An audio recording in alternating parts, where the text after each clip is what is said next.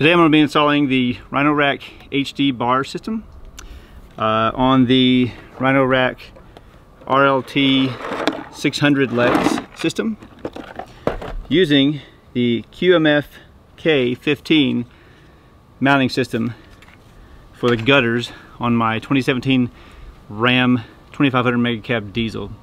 So your QMFK15 kit comes with 6 rivets, 2 mounting brackets, 2 plastic sealant brackets, which are optional and not mandatory, and then 6 sealant patches for your holes. The sealant patches go over the hole. Once you have all those down, you place the bracket like that, and then you take your rivets, put your rivets down in there, and then you can mount your RLT600 system with your quick disconnect and your bars across your roof. So all I did was I previously measured, and then you cut off the weather stripping. The weather stripping it's just stuck on with like a double-sided sticky tape. You just pull it up. I just used some rescue shears and just sheared it off, and then cut it off. And so made sure my measurements were good. And now I put in where I need to drill at, and I'm just using a punch and punching out the spots.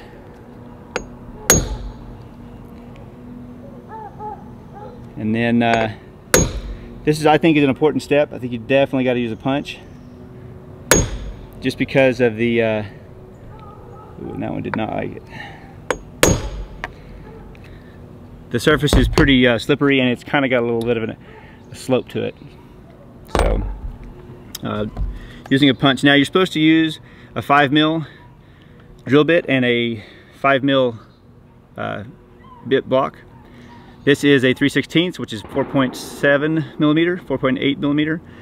I don't have a 5mm. There's none of the hardware stores locally have a 5mm, and I don't have a block. So I'm just kind of winging it. So I am doing this kind of increment because I know I'm getting close. And this front is a lot thicker than the back. Well, at least it was on the other side. Oh, yeah, so this one you go through and you kind of hit. Now the next thing you want to do is get a vacuum and vacuum up all these shavings.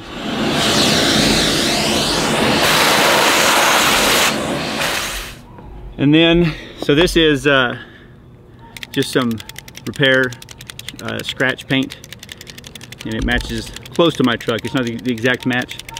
They didn't have the exact match. They say to use galvanizing paint, but this is the same thing. Well, this is just about as good as the same thing. This has a clear coat, but just gonna touch up and paint this bare metal just to keep it from rusting. I do have. So we're right here. Push down on this, hold this, and it just sucks it down in there and pops it into place. Next thing we do is you place this down just like that, and then we'll take the legs and put them down.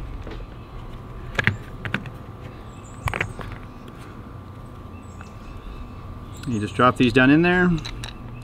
There we go.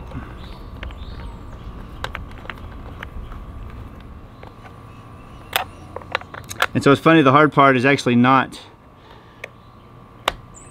the drilling or anything else. It's actually the tightening of these screws. I really do not like these safety or these security nuts or bolts, but you know, it's fine. And there it is. So I'm going to do the other 4 to get them knocked out, and then get it the bars mounted up, and we'll be cooking with Crisco. So I just got the Vortex bars in, and the wind fairing, the 50-inch wind fairing. So you get the bar take the end cap off. Inside the end cap you have a little deal, got instructions on what's in there. It doesn't necessarily give you instructions on how to do it, but it just tells you that there's a measuring strip, rubber strips to go on the top, which is, you get 4 of these, and you just stick them down in here, and they're kind of a pain in the butt to stick in there. But I do like the fact that they already have them pre-cut, so if you do have something you're putting on, you can you don't have to cut it yourself. It's kind of just take a small section off, and then you get this, which goes in the bottom, and this is where you're actually, that goes in the bottom here. And so you can also have this sealed off with only your RLT600 feet setting right here. So we're gonna get the weather stripping in there, and then get the RLT600 off of the HD bars right here, and get them on the Vortex bars now, or the Vortex. So now that we have the Vortex bars and the RLT600 legs put on, with the wind guards, and then this also this wind guard slash rubber stripping up top put on, it's time to put on the wind fairing. And as you can see here, I have the 50-inch. Now between my bars, or between my connection points, I have just under, well, just over 50 inches of clearance right here.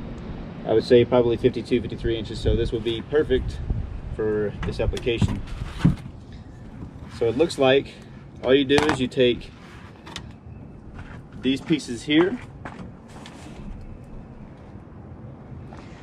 and the wind fairing itself appears to be held on only by rubber pieces like you would have on your fender wells for like your vehicle. And what it looks like is you get these small pieces here, and they go right on like this, like that. This then attaches to the bottom of this. These holes line up, and you simply take these plastic pegs like this and just insert them. So it's fairly simple. So I have all of these on,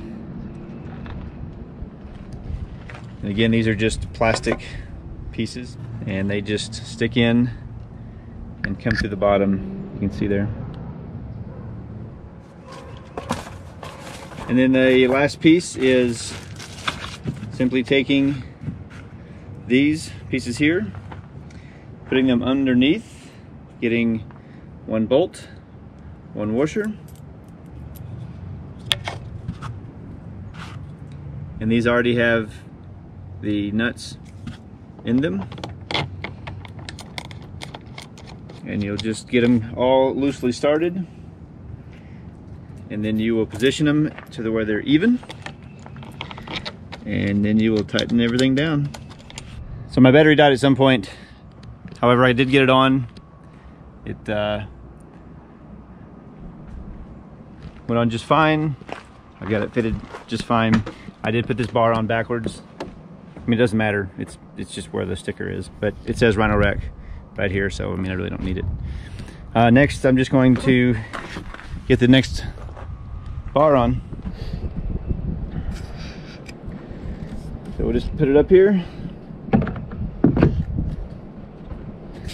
Again, come and lock these in place.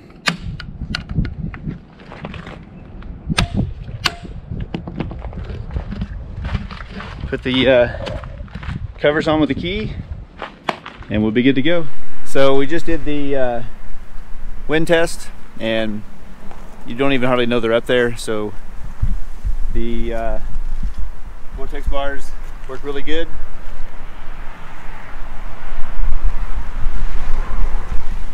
I did have to put on the wind fairing these little tabs. This is just plastic double-sided sticky tape. I put there because it was tapping a little bit as I was going down the road, getting some fluctuation at 70 plus miles an hour right here, but that solved the problem. So very happy with it. It turned out just fine, and a lot less road noise, well, no road noise or wind noise compared to those HD bars. HD bars just are a lot of road noise on them. So hopefully this build helped if you're looking at doing this yourself. I'm going to be having a high-vis hard shell tent that's going to be going up here, and then my pioneer platform will go over the cap. And then I'll be taking down these HD bars and just mounting the pioneer platform directly to the track system using the RLT600 mounts I have on there, and constantly changing my build and modifying things. But again, hopefully this build helps you, and it's fairly easy. It's not hard. Don't be scared to drill in. You just got to kind of measure right, measure twice, measure 3 times for good measure, no pun intended, and just do it. So thank you for watching, and until the next time.